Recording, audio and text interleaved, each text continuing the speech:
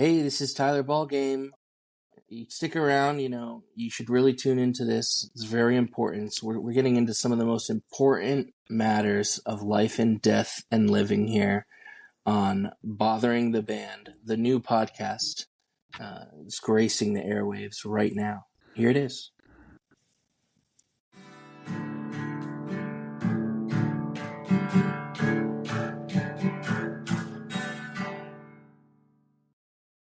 Welcome to Bothering the Band. We got Tyler Ballgame here. I fucking love your tunes, dude.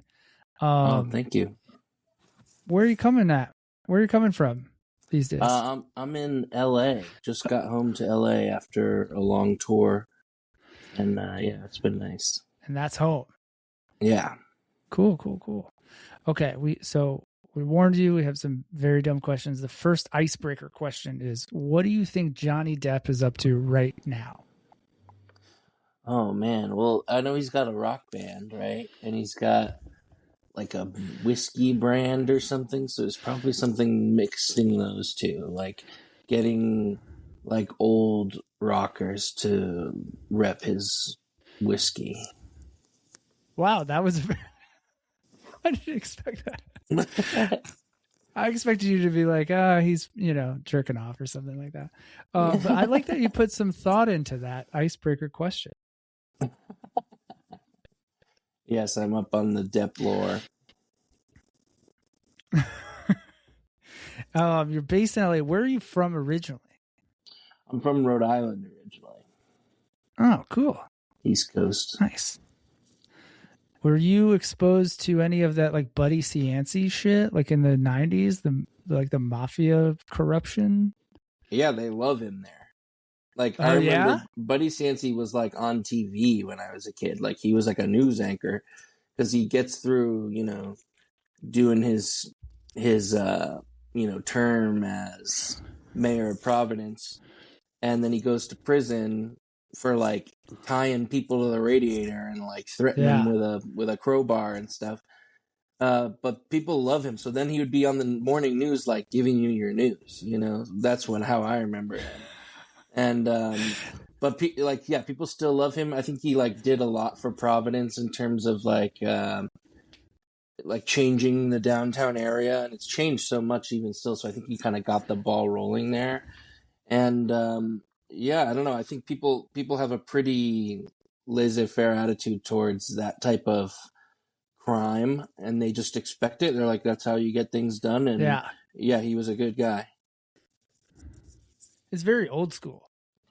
Yeah, very old school, and he's like their guy. Very old school way of doing things. Yeah, there is only know this because there's a great podcast called Crime Town, and the first season is all about corruption in Providence. Yeah, it's fantastic. I know of it. Yeah, totally. That's a really good one. I would have settled for like a wink, like, yeah, I know about it, but I'm not allowed to talk about it.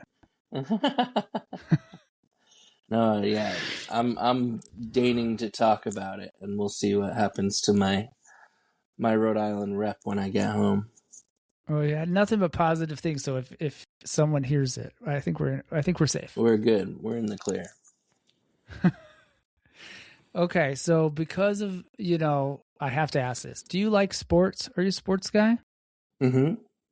Yeah, I mean, growing up in Rhode Island, Massachusetts, sports is religion there. It is the unifying sociocultural medium. It's if you're on Sunday when the Patriots are playing, the streets are literally dead. Like every TV has the Patriots game on. You could drive down your street and look in through the house windows and see the same thing on the TV in every house. And that's just for as long as I remembered. Growing up there, that's what it was. Very cool. Did you play sports growing up? Yeah, I played baseball. I played soccer. I played tennis when I got older. Those were kind of my three main sports. Street hockey and stuff. Do you still play tennis at all? I would. I was thinking about doing a little like pickleball action, just so it's not as intense. Just because I don't want to like hurt myself. because my Of life is course, pretty like can't hurt. demanding. Yeah. So it would be really Can't stupid to have you be like, sidelined. yeah, took a fall trying to hit a backhand, you know. Yeah. I played tennis in high school, and I've now started doing the pickleball thing. Yeah, And less intense. Still loads of fun. Highly recommend. cool. Yeah, I know some of the band plays, so I think that might be a good option. Yeah. Do you own any sports jerseys? Yeah, I have a really cool Red Sox jacket. Like it's literally the one that Oh yeah. um Robin Williams wears in Good Will Hunting. I saw Oh, that movie the other day, nice. and I was like, I have that exact jacket, like exact make and model and year, um, that I really like. And then maybe a year ago, I saw a Dodgers jersey in a thrift store, and it fit perfectly. And I was like, I've lived in LA for like 6 years now. Like, I feel like I can kind of get a Dodgers jersey, but I haven't worn it yet because I'm scared because I am a Red Sox fan. So I'm worried what Yeah. would happen in the Is there universe a if I put that rivalry? on. Do they have a Not rivalry? really. East Not Coast, really. I think West they Coast played type in of the deal? World Series, maybe, or they. I mean, they have Mookie Betts now, who was a Red Sox, but Yeah, true. I don't think there's. I think the Red Sox are so bad now they don't really have rivalries with anyone except the Yankees. Yeah. So they're not too good. I like baseball until I meet someone who like really fucking likes baseball, and I'm like, oh yeah, I don't, like. So I don't know where your fandom is, but are the Red Sox aren't doing well? No, they just fired their whole coaching staff. They fired Alex Cora. I'm Oh not wow, like in the in and wow. outs of it, but I do. There's a Mm-hmm. lot of time in the band, so I'm like Googling things and reading sports Of journalism course. from the area. Um, but yeah, it's a little. I think they're in a downswing, but they do have some exciting prospects. So I don't know. I won't watch until there's like a buzz around them where they're like they're winning, but that happens every year for like 20, 30 games, and then they're awful. Yeah. Okay, that's our sports section. We just Yeah, there we covered. go. Oh, so if I may out your real last name is Perry, correct? Mm-hmm. So Yeah, at a certain point, you were inundated with Tyler Perry movie quotes or yeah, razzing of some Medea. sort. I'm Yeah, assuming, right? totally. Mm-hmm. It wasn't until like So did you? late high school or like even after high school though, because I feel like he wasn't popular until that time. But I'm actually named after Aerosmith. Oh, cool. Like Steven Tyler, That's Joe awesome. Perry. When they'd write the songs together, it'd Yeah, be Tyler/Perry. yeah, that's cool, man. That's a good story. Yeah, you can't. I was wondering if you got like made fun of for the Tyler Perry thing, but it seems No, like you escaped it. It was later in life. yeah, not really. It would just kind of mean that people wouldn't forget my name. But I would always you just laugh with them at the first time they bring it up, and then it wasn't like something that anyone kept bringing up.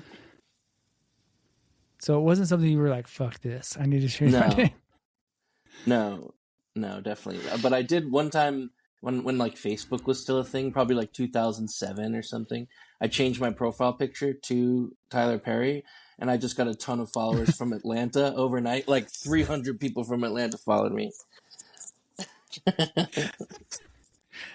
Oh, that's hilarious. Yeah, it was Oh good. I man. was like, wait, I don't. There's power here. I have to undo that.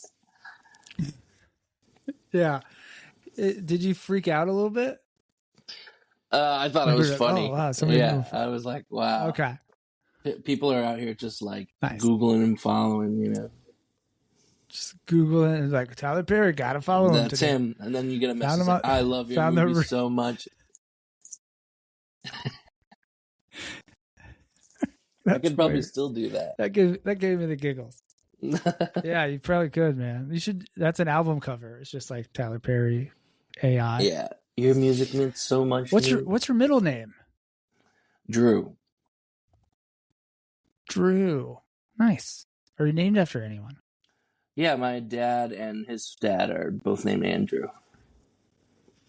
Oh, cool. All right. Nice. Okay, so now we're entering like the food portion of, and I'm happy we're doing this in the morning, because usually if I do these in the evening, I talk about food and then I just get super hungry. Are you eating 3 meals a day? Like, are you like one of those people that has that structure? It depends on. I don't have that structure. No, it depends on what I'm doing in my life. Like if we're out on the road, which has been most of the last, 2 years, it's really just kind of maybe like a little something in the morning and then like one big meal at night. Um, and yeah, it's kind of pretty irregular in terms of like when you don't know when you're gonna have access to something that you're actually gonna want. Of Um, course. but then when I'm Do you home, I'm just like, all right, what am I making? What am I getting? What am I getting? What am I ordering? It's like there's a lot of great food in LA, so when I'm back, it's Oh like, yeah, let's there go. is. Don't I know it? um Speak food before you, if you're on the road and you're doing a show, are you eating before the set or after the set? After the set. Yeah, I'm not. I After. don't like eating before because it's like pulls energy from your system, and your voice is so delicate. Like True. it's any oil or grease or any like certain types of foods Yeah. interact with it differently. And you have a voice like a choir of angels, so you got to protect that thing. Yeah, thank you. Yeah, for sure. It's a learning process, like just how to keep that thing going on the road. Speaking of your voice, I shared your tunes with many people, but a buddy of mine who, I was like, "You're gonna fucking love this," and he goes, "Oh, it has a real Roy Orbison vibe." Have you gotten that Mm. before? Yeah, totally. That's kind of people say I stole his voice, ripped it off, or whatever, but No, I it's actually different. didn't It's definitely listen. different. Yeah, definitely. I think it's just that supported like bel canto training. It's Yeah, like classical training, great trained voice over that kind of like rock rock and roll. Yeah. songwriter kind of sensibility. And we did use the same microphone Roy Orbison used, Oh no shit. the Sony like C37, I think, Oh wow. that And that. that Jonathan Rado has, through a real tape delay and a real reverb, a real plate reverb. So it is like the kind of similar vocal chain that he would use. So I think mixed with that kind of classical supported singing, I could totally hear it. But I didn't listen to his music much until people started saying that. Oh, that's what. So it was like reverse almost. I Hmm. mean that with a huge compliment. Oh yeah, Yeah. no, thank you. I mean, I do take it as a compliment. I mean, I think he's one of the most beloved singers of all time. I think you kind of combine like that and like a Ray LaMontagne thing going. You got that going on.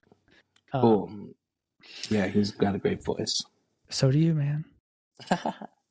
What's the last thing you did for the first time? Oh, I watched E.T. on Really? the plane for the first First time. time. What'd you think? Oh, it was great. Yeah, it's great. It's I think Spielberg is like so I mean, obviously he's a master, but just the way he crafts his shots and his frames and the storytelling, it's really inspiring just as a creative. Yeah. And um it, and just yeah, the way the kids in that movie are so good. And I loved that scene where the mom's reading Peter Pan and they're kind of looking through and he puts his arm around E.T. It's like, oh. And when you're on a plane too, you're like ultra susceptible to emotional movies. I'm like, Yeah. That's a good plane movie. I rewatched it probably like a year ago with my daughter, and one of the things that I loved about it is the pacing of the movie. I was like, it's slower than I thought it was, but not in a bad way. Yeah, I mean they You get know what I right mean? into it, which I love. I love I do kind of gravitate towards older movies where the pacing is a bit slower. Like my favorite movie is Paris, Texas, which is just like the first third of the Oh, movie. Like, what fucking am I even great. watching? But it's so I like it kind of needs to pull you in to reward you. Otherwise, it feels too much like Yeah, that reward. exposition, like where everything feels expositionary, and then it's like don't think I'm dumb, like just because I'm the audience, like let me figure it out in my mind and leave me silence and space for me to fill in the blanks and understand you, and I'll get more out of it. Yeah, like you said, rewarding that time investment, I think, is key. That we've Yeah, the lost older with the movies just cell had phone, that. where everything I don't is. know. Yeah, now I mean, go watch an Yeah, Avengers movie. It's you like could they're going to sit tell in. you everything. They're going to tell you the plot 10 times. 10 times. Yeah, I was gonna say. Okay. Can you drive a stick shift? I can't. Although I could get it into first gear and like be serviceable, only because I was a valet that was my first Oh, job or my okay. second job. I was a valet, so I would have to get it like around the block in like a panic mode if none of the other valets could take my car. But yeah, I just never really got the hang of it. Yeah, no, I'm there with you, and that's why I never valeted. I was like, I always wanted to, and I was like, I can't drive stick shift. Now everything's automatic, so I feel like you'd be good. Yeah, if the music doesn't work out, I can always go back to Ruth's Chris at Providence Place Mall. I think it's working out, man. When I see you popping up on Sirius and like shit like that, and I'm like, hey, I'm gonna interview this guy next week. I think it's working out. That's cool. Yeah. Okay. Do you own gloves? I don't. I don't have gloves. I used Oh to because yeah, I mean, being in the East Coast, if it snowed, you'd have to have of gloves. course. And then when I would ski and stuff, I'd have gloves. But I don't think I took any of that stuff with me. I had to put my whole life into like 2 suitcases, maybe about 5 or 6 years ago. And Yeah, then I don't really like stuff, so I haven't really accumulated much stuff other than like guitars and you know jackets and stuff. But like I still haven't like bought a lot of things or like tons of clothes, so I don't, and you don't really need gloves in LA, so I don't know when I'll of get course. gloves again. Before the next question, your mic is rubbing, I think, on the zipper. Get a Oh, I little see. clickety clacks. So just letting you know. Or it's on that beautiful chest hair of yours. Yeah, it's on the fibrous Brillo. It's glorious. For the listeners, you can't see it, but you're wearing like a deep V or something. It's beautiful. It's LA leisure Let's wear. go. All right. LA leisure wear. Oh man. Who's the first person you call when you get good news? Probably my mom. Nice. I'll send her a What's your mom's text or name? give her a call. Her name's Renee. Shout out Renee. I hope she listens. You think she'll listen? Yeah, probably. Oh, nice. All right. But her or Happy one of my belated cousins. Mother's Day. Yeah. Yeah, I know, right? That was yesterday. Oh, that's cool. And then do you meet other people's energies, or are you one of those people that you're like unaffected by if someone's coming in hot or sad or something like that? I meet people's energies. Mike. Yeah. Yeah, definitely. Yeah. That's Um, been my New Year's resolution this year, is to not meet any, like, just bring my own energy to things. yeah, I feel like growing up, I was always kind of like a social chameleon. Like, I'd have all different types of friends from all different types of groups, and it would be by kind of like matching energies and finding the through lines. And I think I got that. I think my dad kind of showed like you could hang out with anyone, whether it was like someone who's like, a millionaire in Back Bay and they like look down on people, or you hang out with like a drug dealer in New Bedford, like, so we would like, Yeah. I kind of was from a very young age, like had all these types of friends and uncles and things from all different walks of life, and it was you learn to not, to see the kind of grace within everyone. So I would always kind of want to connect with anyone, regardless of what type of energy they were putting off. Oh, nice. I like that you like flipped that, because I was thinking of it as like a negative thing, and you totally took it positive. Yeah, I mean, I think my whole thing is about connecting with people. Like the music is, and that's part of, especially on the first record. It's part of like wanting to cast this big tent with writing these really universal songs that work on you, like Wonka chocolate, like one of those things where it's like the first time you hear it, it's going to be like brain science, regardless of what you like or what type of music you like. I think the Beatles do that. That's why so many people, all different types of people, like the Beatles. It's just melody and brain science and connection. I like that. Okay, have you ever ridden a mechanical bull? I have not. No, I don't think I've seen many of them. Really? I think there's one in LA. I think when I first still? got to LA, I went to the Sunset Strip Saddle with Ranch. my friend. Yeah. There's one there, and I was like, "What is this?" I don't really go to bars, so I guess that's where you would find them. Are you a sober guy? Kind of. I think like alcohol doesn't work on my system like it does everyone else's. Like I just get a headache right away. So I don't think, like, I went to college and drank in college and stuff, but yeah, I don't know. It's just not for me. And I've have like a lot of anxiety being around like bars and stuff. So I kind of just chill, and I live in nightclubs, like I work in nightclubs. So it's, I like being present, I'm kind of on like that, like spiritual connecting vibe rather than like numbing myself. Oh, good for you, man. It's epic. Well, it's not like, I don't know. Okay, to back to food. Own, you know what I mean? Oh. Yeah, totally. We're not dogging anyone out. We just, what works for you, Yeah. Okay, back to food. You're ordering wings. Do you prefer the flats or the drums? I'm not really a big wing guy. I think I like the flats. Really? I just think the drums can get a little like carnal when you're like pulling it off the bone. Like, I think it's easier to get from the flats. I was part of, me and my friends designed a food truck and like really got funding for a food truck and built the business plan in college, and like built the menu, and we just ate wings like every night for like almost a year trying to like get the recipe. And then after that I was like, I think I could go the rest of my life without eating wings. So you're skipping the wings. I feel you. You overloaded on wings. Now you're like, I need a lifelong break. Totally. Next life, I'll catch you. Buffalo. Okay.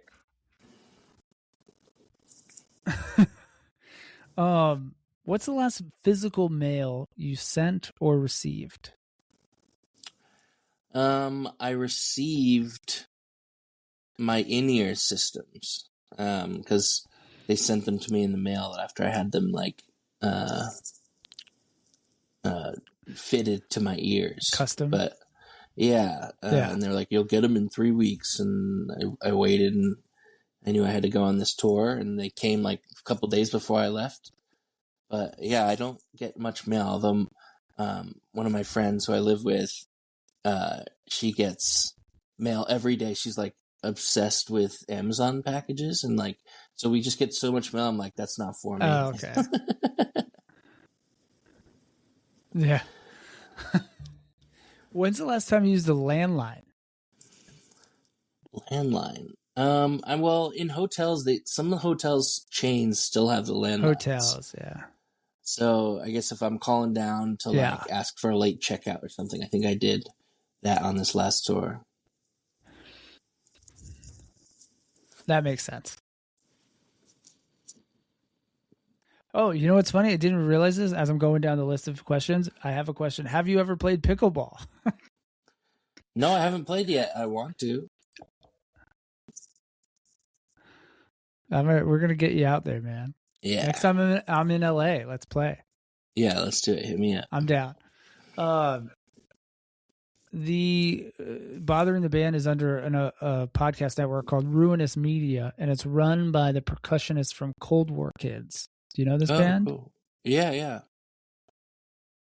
Yeah, and he's a big pickleball player. So every time we're together, we play pickleball. So we played in LA.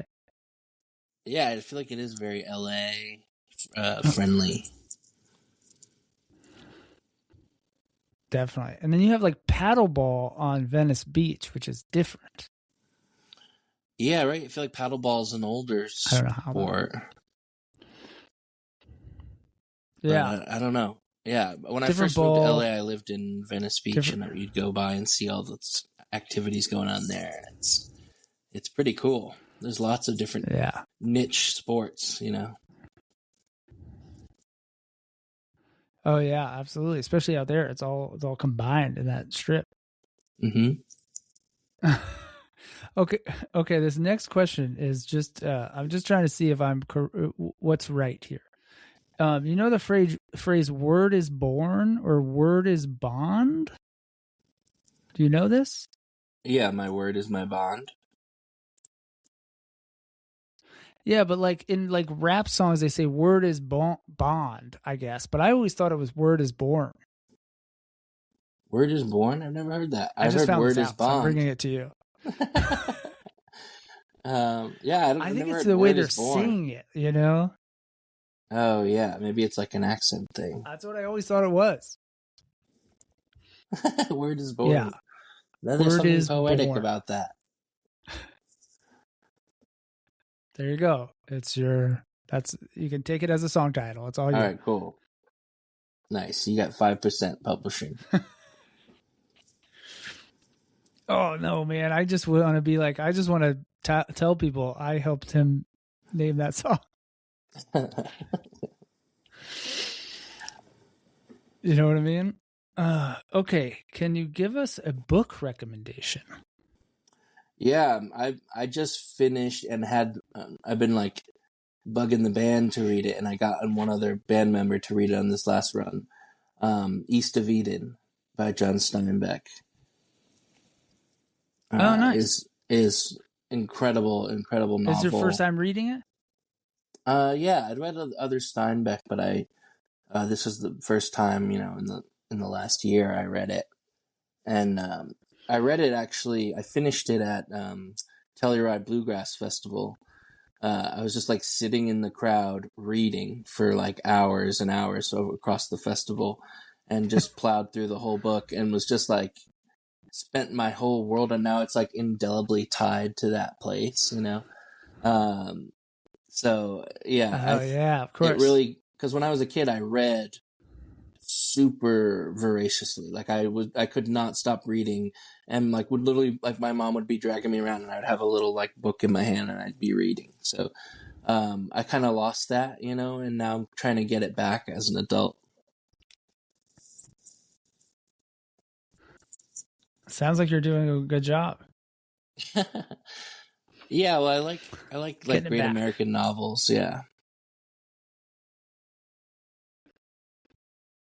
Yeah, I do too. I've never read it, so it's like it's been a thing that I'm like pushing towards the horizon every time, you know. Like I definitely should. So I'll take your recommendation. Yeah, I think everyone should. It's really good. Okay, when's the next time you're coming to Florida? I don't know. Bands don't go to Florida. The last time I went to Florida, I know, I was like, I don't need to come here this. again. Understandable. I'm here reluctantly. So my dad lived in Florida for a long time, so I would go a good amount. And then the last time I was there, I was like, "There's a bad energy here. I don't like it." Yeah, it's a very stagnant energy and shopping center energy, traffic energy, and meth energy. Yeah, I remember getting off the plane at the airport and like a truck comes and like parks across all three lanes, and this guy gets out and he's got that energy of like, I dare you to say something to me. Like, I'm gonna block all the lanes of traffic. I'm picking up my person, like, say something to me. I was like, oh, that's like so Yeah, like, it's ugh.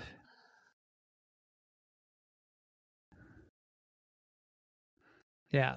Talking about meeting energy. You know what I mean? Yeah, I won't meet that energy. Okay.